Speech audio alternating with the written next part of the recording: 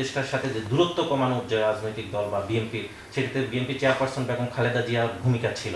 আসলে উনি কী ধরনের নির্দেশনা দিয়েছিলেন আপনাদেরকে? এটা আপনাদের ধারণা। আমাদের নেত্রী, দেশনেত্রী বেগম খালেদা জিয়া আমাদেরকে সবসময় নির্দেশনা দেন, আমাদের গাইডলাইন দেন, আমাদেরকে পরিচালিত করেন। তিনি বলেছিলেন যা কিছু সিদ্ধান্ত স্ট্যান্ডিং কমিটিতে আলোচনার মাধ্যমে নেয়ার জন্য। তা আমরা সেই হিসাবে আলোচনা করে স্ট্যান্ডিং কমিটিতে সিদ্ধান্ত নিয়েছি এবং আমরা মনে করি জাতিতে একটা রাজনৈতিক স্থিতিশীলতা আনয়ন করা প্রয়োজন এবং জনগণের কাছে এই মেসেজটা যেন যায় যে তারা নির্বাচনটা কোন সময়ের মধ্যে পাচ্ছে। আর সব কিছুর জন্য অর্থনৈতিক কর্মকাণ্ড সহ সমস্ত বিষয়ে একটা গতিশীলতা আনানোর জন্য এই সিদ্ধান্তটা প্রয়োজন ছিল। সর্ববিষয়ে একটা স্বস্তির ভাব আনায়নের জন্য এই সিদ্ধান্তটা প্রয়োজন ছিল।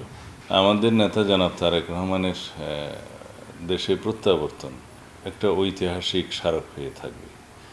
বাংলাদেশে এটা একটা ঐতিহাসিক ঘটনা হবে এবং সেটা অভূতপূর্ব একটা রিসেপশন হবে। বাংলাদেশের জন্য সেই জন্য অপেক্ষা করছে, আমরা অপেক্ষা করছি। এটা রিমার্কেবল হবে। তো অবশ্যই সেটার প্রভাব রাজনীতিতে, দলের মধ্যে সব জায়গায় পড়বে, স্বাভাবিক।